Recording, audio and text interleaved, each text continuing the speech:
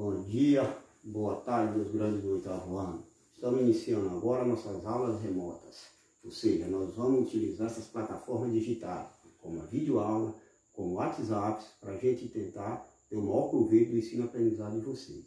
Em decorrência do Covid-19, nós tivemos que suspender nossas aulas presenciais. Morrendo de saudade, doido para retornar para a sala de aula, para o nosso convívio do dia a dia, que lá o aprendizagem sai bem melhor. Mas enquanto não está lá, nós vamos ter que ficar nesse daqui, certo? Então, aqui também nós vamos utilizar isso, mas aqui vai ter as mesmas regras e as mesmas normas que a gente tinha no colégio. Eu vou ficar fazendo essa aula com vocês, vou ter uma hora que eu vou estar com vocês, tirando dúvida, vou mandar atividade para vocês responderem, vocês vão ter que fazer leituras, interpretação do livro didático, eu vou especificar qual é o capítulo, quais são as páginas, vou dizer quais as questões do livro que vocês vão ter que copiar, as respostas no caderno, tem que botar lá o cabeçalho direitinho, com a turma, o nome completo, vocês vão me enviar, eu vou corrigir, depois em outro momento nós vamos estar junto entre aspas, né, isso separado, mas através desses meios aqui, e aí eu vou pegar e vou fazer a correção com vocês. Mas nós vamos ter chamadas, eu vou continuar levando em conta quem está fazendo atividade por qualitativo, nós vamos ter prova, então tem que ser a coisa certa. Lógico, nós vamos ter algum obstáculo. Se um dia você está sem internet, se um dia seu celular descarregou, se o seu irmão está usando o computador naquele momento assistindo a aula, a gente dá outro prazo, nós vamos criar qualquer mecanismo que facilite o nosso aprendizagem, tá certo? Dentro desse contexto, nós vamos compreender como é a ordem que nós estamos vivendo. Por que existe conflito entre os países? Por que isso ocorre? Porque cada país não é autônomo. Por que é que eles geram isso? Isso aí é que nós chamamos de geopolítica. O que é a geopolítica? Está aqui. É o ramo das ciências sociais, política que analisa as relações de poder entre os países. Cada país quer ter uma influência maior, nós chamamos de hegemonia. Veja o caso dos Estados Unidos, que é a maior potência econômica do mundo. Então os interesses americanos têm que prevalecer sobre os outros. Mas tem alguns países que não aceitam isso. Então é um jogo de interesse entre os países para cada um ter mais influência no mundo e ver como determina. Então é a partir disso daí que nós vamos compreender o mundo. Se eu não souber o que é a geopolítica, se eu não entender alguns conceitos, não chegamos lá, tá certo? Mas para a gente chegar a isso, tem os conceitos que são básicos. Se eu não pegar esses conceitos, nós não vamos poder compreender direitinho. O primeiro dele é Estado. O que é o Estado? É o ordenamento jurídico que regula a convivência dos habitantes de um país, tá certo? Dentro desse Estado, nós temos um governo, tá certo? Nós falamos, o Estado brasileiro é comandado pelo governo. Quem é o governo? Tá certo? Ele é dividido em 3 poderes. Nós temos o legislativo, que é formado por deputados e senadores, por isso nós chamamos a Câmara dos Deputados, a Câmara dos Senadores, tá certo? Eles criam as leis que vai regir o país, tá certo? Então, a lei da educação, a lei da segurança, a lei do trabalho, a lei do meio ambiente, tá certo? Isso tudo é criado entre eles. Depois vem o judiciário, é os tribunais de justiça. O mais falado é o STF, que é o Supremo Tribunal Federal. Ele vai fiscalizar se aquelas leis estão sendo cumpridas dentro da regra da Constituição. Por isso que tem essa polêmica. Veja agora o caso das fake news, que está no Supremo, aquela coisa, o governo questiona, o deputado diz uma coisa. Olha o caso do Covid-19. O governo federal querendo tomar todas as decisões, dizer que não pode ter confinamento, que o comércio tem que abrir. Aí os governadores vão lá e falam, não, nós que temos que decidir, é o prefeito da cidade que decide. Aonde é que vai parar? O Supremo Tribunal Federal. Ele vai, analisa aquela lei e diz quem é que tem razão. E aí cada desses poderes tem que cumprir, tá certo? Quem é o executivo? O executivo é o governo que eu chamo de governo federal, mas na verdade é o executivo. Formado por quem? Pelo presidente e seus ministros. Então, você tem um presidente e ele pega e tem seus ministros. Ele vai regir essas normas tudo através dos seus ministros. Ou seja, vai botar em prática, executar essas leis. Então, você tem o ministro da Segurança, você tem o ministro do Trabalho, você tem o ministro do Meio Ambiente, você tem o ministro da Educação, você tem o ministro das Forças Armadas, tudo dentro desse contexto. Aí aqui eu tenho o governo que está embutido dentro do Estado. E eles são regulares. Por isso que ele diz que eles têm que ter autonomia. Um não pode entrar na parte do outro, tá certo? Então, o tópico 3 seria nação. O que é uma nação? Nação é formada por um povo com característica em comum, língua, religião, ou seja, a cultura histórica. Vamos pegar como exemplo o Brasil. O que caracteriza o Brasil ser uma nação? A sua língua, Nós falamos português, mais de 97% da população fala português. Tem alguns grupos indígenas lá no extremo da região norte que falam a língua que ainda são dos nativos, ainda chegaram os portugueses. Mas o português ele é falado em todo o Brasil. Apesar de ter sotaque no Nordeste, no Sul, no Sudeste e Centro-Oeste, mas a língua nos une. A religião, a maioria da população brasileira também é cristã. Isso nos une também. A cultura histórica, então a gente pega a história do povo brasileiro, formado de imigrantes, aqui que nós já comentamos, um país multicultural, que foi formado pelo branco europeu que veio o negro africano, pega os povos indígenas, misturou, fez esse caldo. Esse é o povo brasileiro. Lembra do carnaval? Qual país do mundo que para 3, 4, 5 dias para pular carnaval? Olha as quadrilhas, olha o caso do futebol. Veja quando a gente fala de uma nação que está unindo um povo.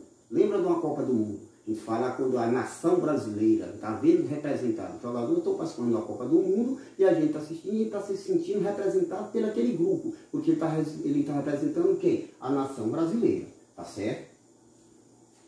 Agora, nós temos também alguns casos que você tem alguns países que não formam nação. Por quê? Porque eles são formados por vários povos distintos e que eles não têm os mesmos traços. Um exemplo bem claro, nós temos a Espanha.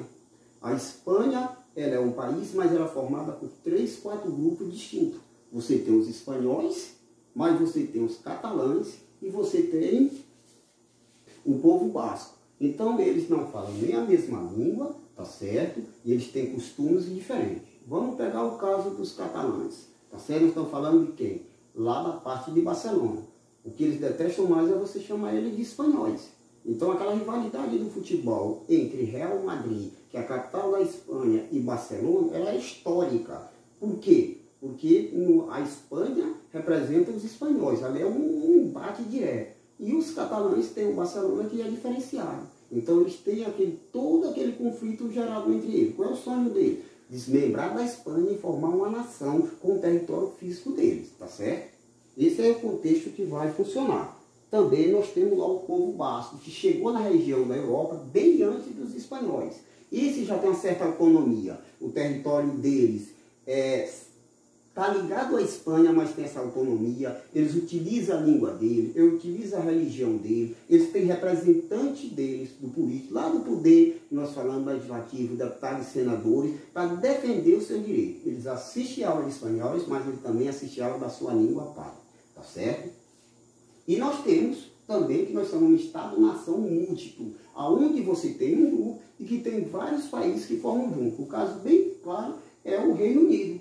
Ele é formado pelos ingleses, ele é formado pelos escoceses e pelos galeses. Ou seja, você tem um país da Inglaterra, você tem a Escócia, você tem a Irlanda do Norte e você tem um país de Gales. Aí eles chamam de Reino Unido, tá certo? E o que é um país? Um país é formado por um território com unidade política administrativa, tá certo? Então, o que é que eu pego aí? Eu pego esse país, no caso do Brasil. Eu pego todo esse limite do território brasileiro, ele está dividido administrativamente. Eu tenho esse território, eu tenho 26 estados e eu tenho um Distrito Federal. Quando eu pego esse país, ele está embutido dentro de quem? De um território, que é a base física sobre o estado. Então, quando eu falo Brasil como estado, país como estado, eu estou pegando a parte física, que é os 8.514.000 quilômetros quadrados. Eu pego a parte do litoral, até 100 milhas de oceano lá dentro, e eu pego o subsolo e eu pego até a parte aérea, que é limitada pelos limites dos outros países, tá? Paraguai, Uruguai, Argentina, aquela história toda. Então, esse é o território brasileiro. Se alguém tenta explorar os oceanos brasileiros até 100 milhas, que é uma milha 1.600 quilômetros, o governo brasileiro fala, esse território é brasileiro, você não pode fazer isso aqui. Se um avião que não é de carreira entra no território brasileiro, o que é que o pessoal da aeronáutica vai fazer? Você está entrando no espaço aéreo brasileiro. Por quê? Porque esse espaço faz parte do território brasileiro. Se lá na tua casa, tu cava um poço, tu achou petróleo, o petróleo não é teu. Ele é de quem? É do Estado, é do país, porque ele é território brasileiro. Até um poço que você cavar na sua casa, se você utilizar a água dele, você teria por lei ter que pagar para o Estado, porque ele é a confederação, ele é a junção de tudo isso, certo? Esses aqui só foi alguns conceitos básicos, a partir daqui a gente entrar dentro da geopolítica mundial. Bem, gente, agora nós vamos falar um pouco sobre as relações internacionais, ou seja, entre os países. Essas relações entre os países, elas são regulamentadas por tratados e acordos que podem ser bilaterais, que são entre dois, ou multilaterais, que são em vários países. As bilaterais ocorrem entre dois estados e se baseiam em vários interesses, como o comércio, imigração, a segurança internacional. Essas relações, ela permite alianças locais ou regionais, tá certo? Agora vem as multilaterais. Ela envolve 3 ou mais estados. Geralmente os acordos multilaterais, ela se caracteriza pelo quê? Pela obrigatoriedade de adesão às regras por todos os países participantes, tá certo? Quando terminou a Segunda Guerra Mundial, os países vencedores do conflito, eles estabeleceram vários acordos fundamentais para garantir a ordem internacional, certo? Podemos citar como exemplo a manutenção da paz, a proteção ao meio ambiente, respeito aos direitos humanos.